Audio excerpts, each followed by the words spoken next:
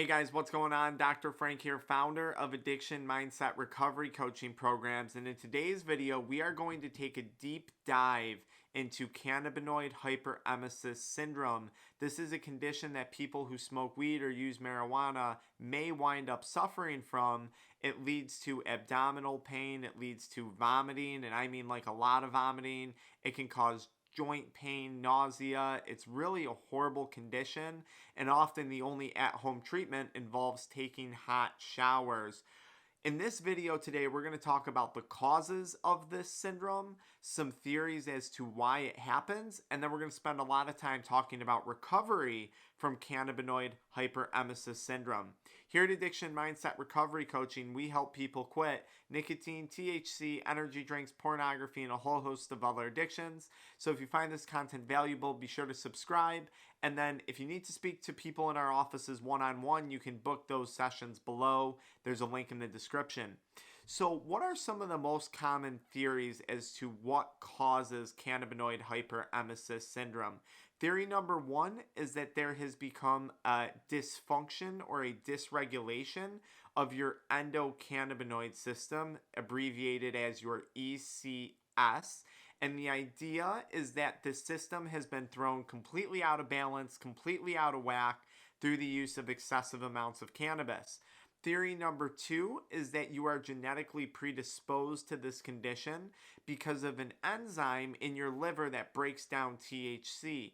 You guys may be aware many Asian people or people of Asian descent are not able to tolerate alcohol super well because of an enzyme in their body that breaks down alcohol. They're starting to hypothesize that people who suffer from cannabinoid hyperemesis syndrome may also suffer from some enzyme dysregulation or dysfunction when it comes to breaking down THC. And then theory number three, which we're going to spend a lot of time talking about, is the amount of pesticides building up in a person's body due to either black market THC products, black market THC cartridges. A lot of people don't realize when you're growing cannabis, when you're cultivating cannabis, it's very important that the person, the bud tender, the grower, whatever they're called, is using healthy standards to grow cannabis, because otherwise there's very, very harsh chemicals and pesticides found inside these products. And they're starting to hypothesize that these pesticides may be building up in a person's system, causing crazy amounts of health problems. And I think for a lot of you guys watching my video who do consume black market THC cartridges that you purchased from a plug or from a dealer, you have to understand that just because you were smoking these carts for a few months earlier, you might have felt okay, but now you're feeling terrible because of the buildup of pesticides that's occurring over time. So you felt okay, and then boom, one day you wake up and you feel terrible. And we're going to spend a lot of time talking about that as well too. In fact, I'll make that the first topic that we talk about. So I'm going to pull up two charts here that talk about black market THC cartridges, because we're seeing a lot of people calling our offices who have been consuming THC cartridges, especially black market products. I want you guys to understand, when it comes to testing of these products, dealers are going above and beyond to make these products look legitimate. We've even seen dealers manufacture fake testing websites. So like when you scan the QR code on a product, it brings you to a fake website with fake lab test results for these products. And there's many, many ways that they're able to falsify a QR code. So that's thing number one. If you are buying from a dealer, chances are it's a fake product. It's not real.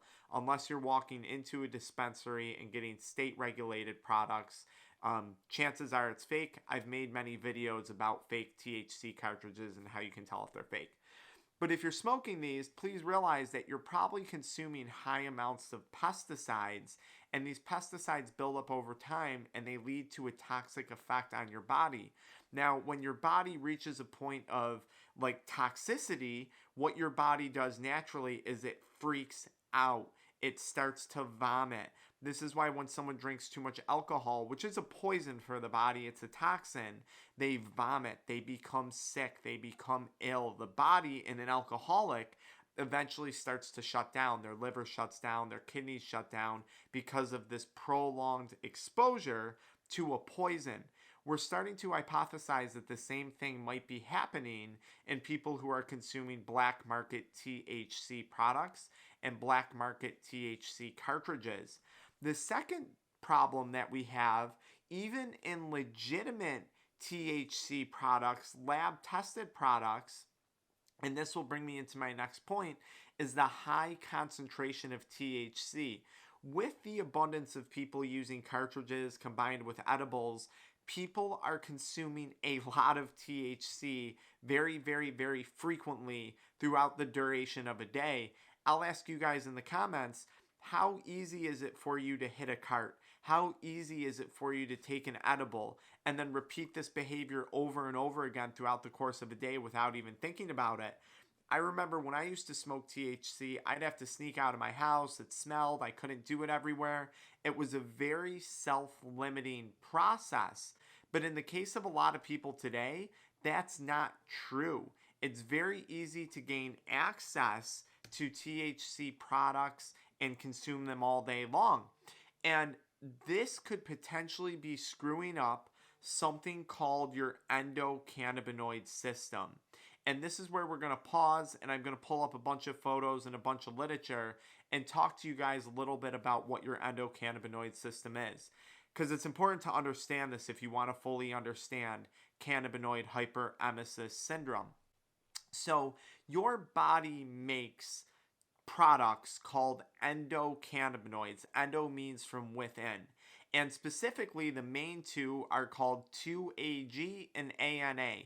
And I pulled up a photo of those here for you guys. So these are made somewhere in your brain, I believe, if I recall correctly. And these endocannabinoids regulate something called your endocannabinoid system. Now, this is a system found in your body very similar to how you have a cardiovascular system, which consists of your heart and your blood vessels. You have a respiratory system, which consists of your lungs and your diaphragm. You have your gastrointestinal system, which is your liver, your kidneys, your spleen, your stomach. I go on and on. You also have a system in your body that is specifically for cannabinoids. And conveniently enough, just like your body makes dopamine and serotonin, like it makes other neurotransmitters, your body makes its own endocannabinoids. And these cannabinoids are released during certain times of the day, during times of stress. It's still trying to be understood. They bind to this endocannabinoid system.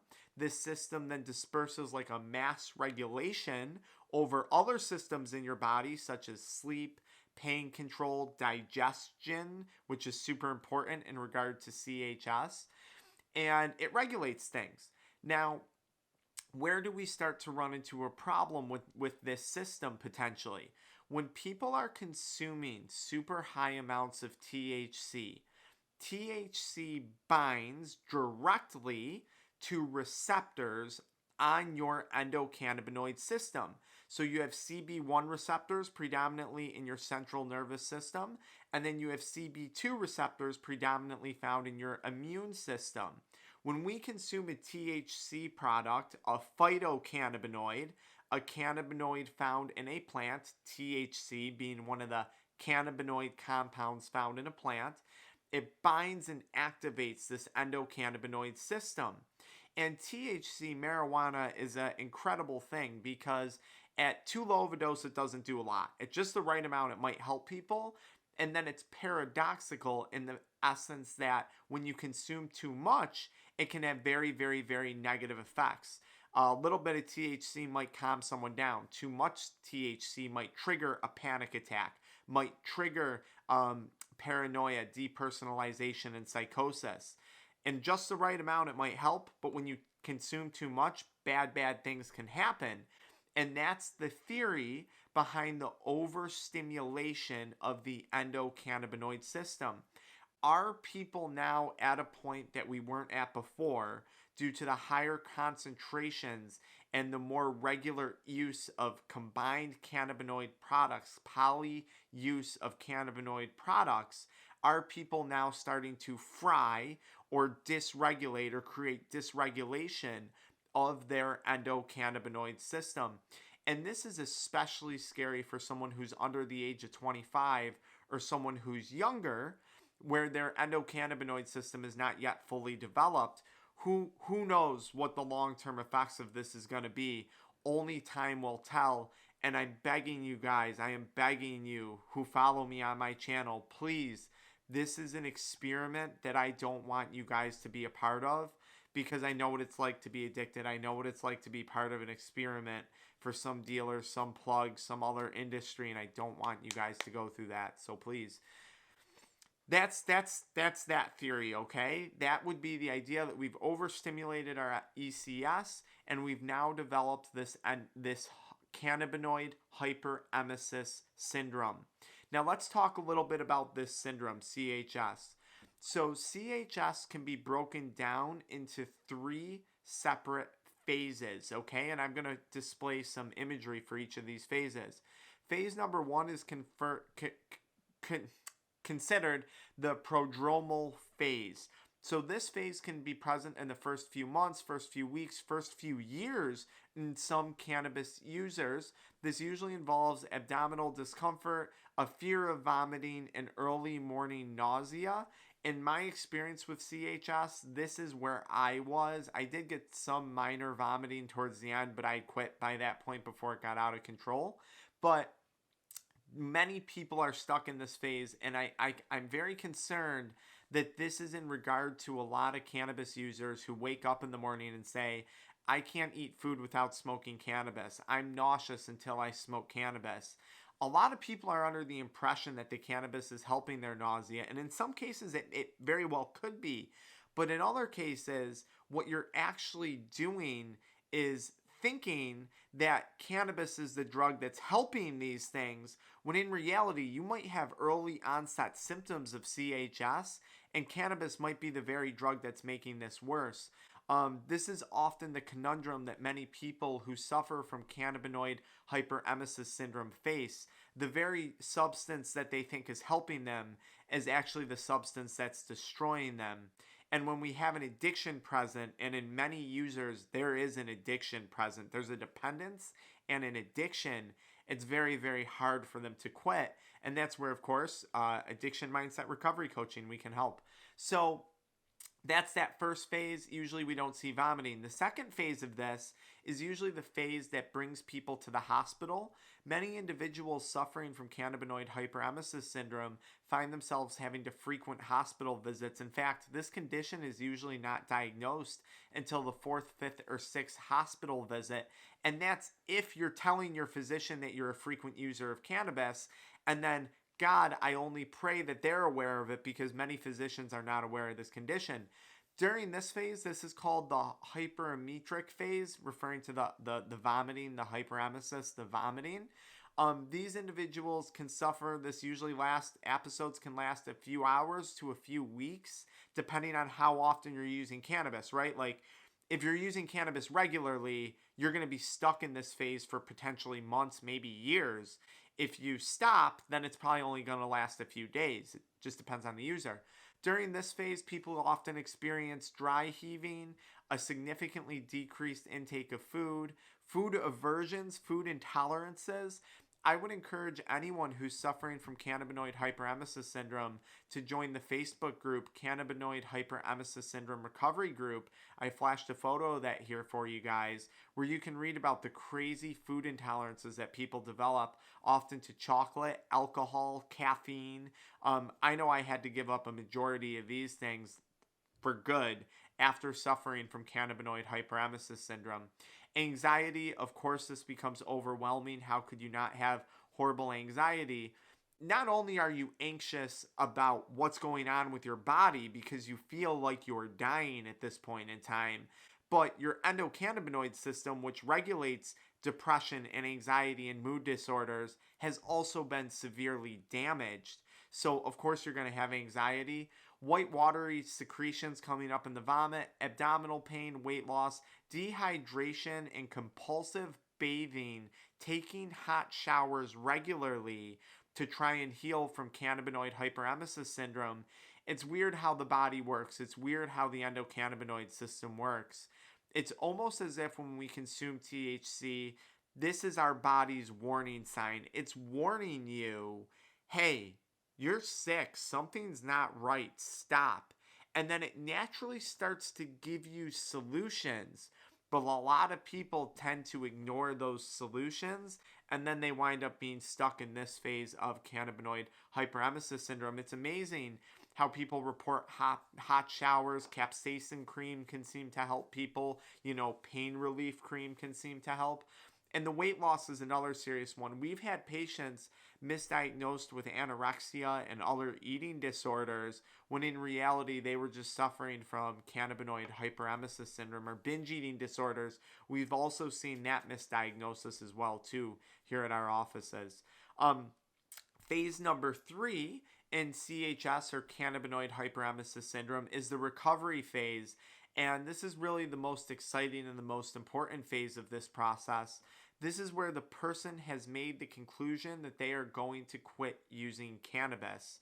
And this is a very challenging phase for people to arrive at because often a plant that was once providing them benefit, that was once something positive in their life, is now destroying them. That's hard. I can tell you, as someone who was once seriously addicted to all forms of cannabis, the cartridges, the dry herb, the edibles, whatever it was, it's hard to accept that. It's hard to change your mindset, especially if it was helping you at one point in your life. The recovery phase is where you cease using cannabis, where you completely stop using cannabis. This is the only treatment for cannabinoid hyperemesis syndrome. I can save you guys a lot of time, a lot of money, and a lot of pain and suffering by helping you quit. You can save yourself a lot of pain, a lot of time, and a lot of money, a lot of frustration, a lot of hospital visits by quitting. I promise you that. Now, there are times where going to the hospital is definitely necessary. There are cases of reported deaths due to dehydration and malnourishment and the taxation. See, when you're vomiting like this over and over again, you're destroying your esophagus. You're destroying a lot of your internal digestive tract. And that can lead to all types of bad things, Barrett's esophagus and other stuff like that, which can eventually actually lead to cancer if it happens over and over again too much. But also the dehydration can tax your kidneys, and then that can lead to death. And there have been reported cases of that. So if you are seriously malnourished, if you are seriously dehydrated, please go to a hospital. But otherwise, guys, I'm going to be honest, at a hospital, they're probably going to provide you antipsychotic medications, maybe some Xanax type medications, lorazepam, diazepam. And I don't know if this is a good thing or a bad thing. It might help with the anxiety, but God, I am so fearful with how those medications are interacting with your endocannabinoid system. And I'm very, very scared because during a time where your body is forcefully detoxing itself, and I mean violently detoxing itself, is this really a time where we should be putting more drugs into a person's system that may have a significant impact or play a role in endocannabinoid system function? I'm so fearful of that, guys. So just my 2 cents, okay? We are seeing a lot more cannabinoid hyperemesis syndrome pop up, and I explain my reasons why I believe that is. I hypothesize in some cases it's due to the pesticides. Just like greening out, when a person greens out, did they have too much THC and experience acute THC toxicity? Or were they poisoned from an excessive amount of pesticides? Or were they consuming a product that was laced with other substances? I don't really know. And then again, too, I'm thinking with these higher concentrations of THC at such a frequent use, especially in someone who's younger, who may not have the proper enzymes in their body developed to break down cannabis in these amounts. God, I'm just so fearful of what's actually happening to that individual. I think it's serious. The good news is, though, when people do quit, when people do stop, you can fully recover from cannabinoid hyperemesis syndrome as far as my understanding goes and as far as we've seen in patients. But you cannot use cannabis again. A year later, 2-3 years later, someone thinks to themselves, oh, I'm just going to smoke a CBD blunt. No, CBD will trigger cannabinoid hyperemesis syndrome. This syndrome is in essence permanent. You cannot go back to cannabinoid use. Maybe there's some people that do. Maybe there's a small amount that can get away with it. But for most people, if you don't want to go through this whole thing again, you can never use cannabis again. That is the only cure. And I mean long term. Long term. Again, if you need help with that, our offices can help. You can schedule in consultations below. There's a link in the description below. So I covered a lot of things that I wanted to talk about in this video when it comes to cannabinoid hyperemesis syndrome. I just want you guys to know there is hope. There are support groups out there and there are options, but please take this seriously. This isn't a joke.